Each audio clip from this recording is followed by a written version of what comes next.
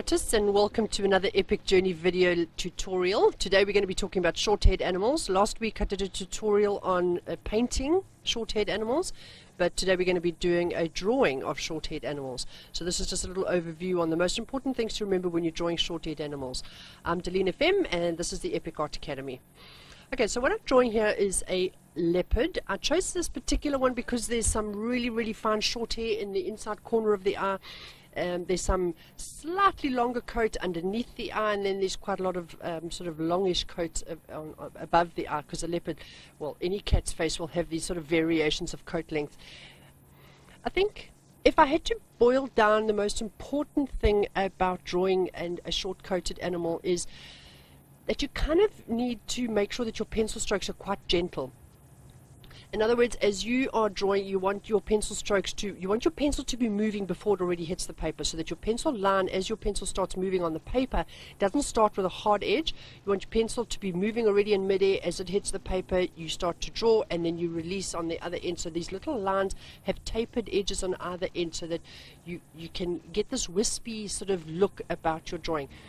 There's some areas, of course, that you're going to want a hard line, and that might be, for example, later on I'll draw little short hairs in the inside corner of the eye. When I get there, I'll mention it to you, but I want them to be harder because I want to show that they're shorter. But with these sort of softer values that I'm trying to achieve at the moment here in this particular part of the drawing, I want the lines to be soft, so they're going to start and end quite softly. I also started this drawing with a 2B, just putting down some light value, so that when the hair texture came on, there was something below it that could actually start to give it some base value. Value, of course, is the most important thing about any drawing. But I think when we're drawing animal hair particularly, we're going to start relying a lot more on line, of course, because the lines are going to be what is descriptive of the hair. But the mistake that we must not make is that a lot of the hair that we draw is going to be about what we don't draw, not about what we do draw. So, for example, here on the upper lid of the leopard's eye, we see there's some eyelashes that I've already drawn there. That was about leaving out those white hairs and drawing the eye part, drawing the negative space around the white hairs to make those white hairs stand out. So in that case, it was about what I did not draw. And I think that's probably the biggest mistake that I see artists make when it comes to hair of any description, is they try to draw on everything.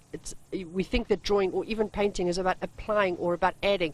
Sometimes your work that you do is subtractive work. In other words, you're either removing or you're drawing around a space to leave it negative. I'm getting closer in now to the inside of the eye, so my pencil marks are getting shorter and shorter. They're also getting a little bit harder because I'm trying to show almost little spiky hairs there. Another thing about drawing that is really important when we're drawing short-haired animals is we've got to think about the directionality of the hair. So our pencil marks are going to move either with or against the growth of the hair. So when I draw the darker areas in whether it be either a dot or a shadow, I've got to think about how the lighter hairs are falling on top of the darker hairs, and how the darker hairs are then in turn falling on top of the lighter hairs. So there might be times that I'm going to want to draw against the hair growth because I want to get down in between two lighter hairs to create the shadow between them. And I'm also going to want to draw lighter hairs lying on top of the darker hairs. So again, the lighter hairs, remember, it's what I don't draw. So I'm going to draw that little spot. I'm going to pull down into the lighter hairs, pull my pencil stroke down into the lighter hairs to create the negative space around those lighter hairs, which are now lying on top of the dark spot. The dark spot on the opposite side, of course, is now dark hair lying on top of light hair, and then it's less important to worry about drawing negative space, because now you're actually drawing actual hair.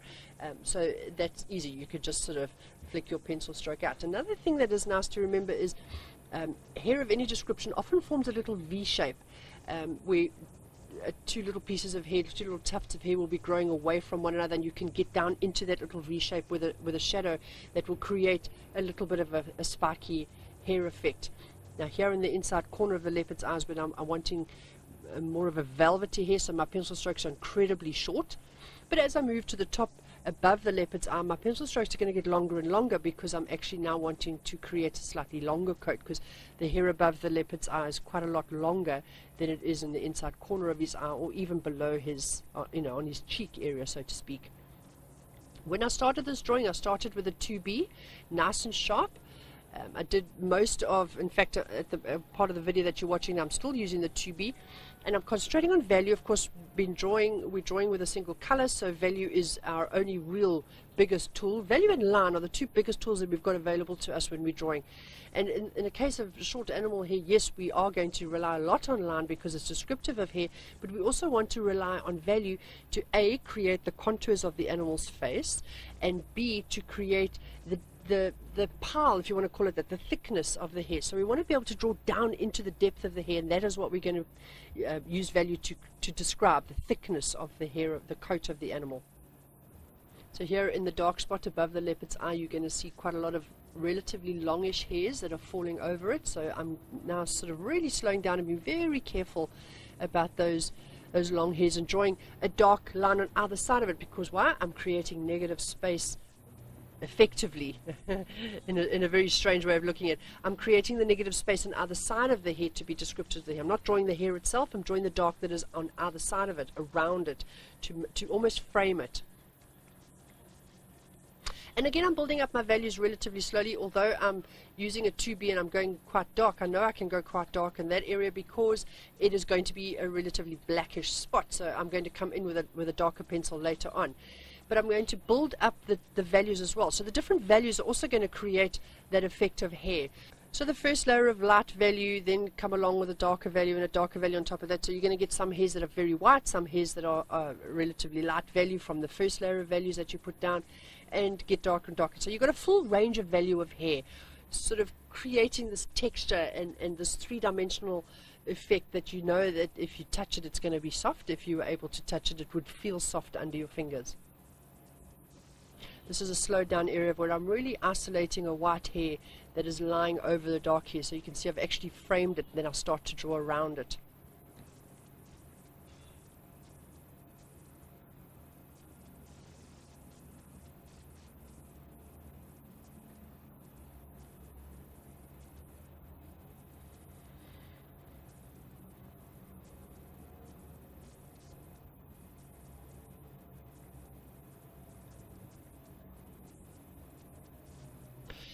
So if I was asked to recap on the most important things to learn when you're drawing short-haired animals, it's number one, if you're drawing short hair, keep your pencil strokes short. Slightly longer hair can have slightly longer pencil strokes.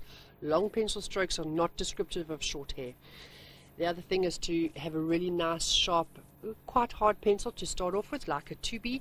A 2B is going to give you those nice, sharp hairs.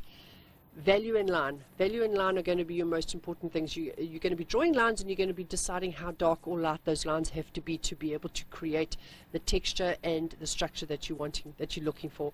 And the other thing is directionality. You've got to make sure that your little lines, that your little hair growth, little pencil marks are going either with or against the hair growth.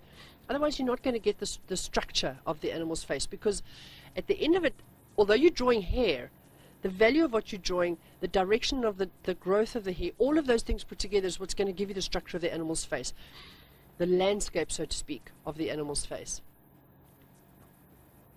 So artists, thank you for joining me on this little tutorial on drawing short-haired animals.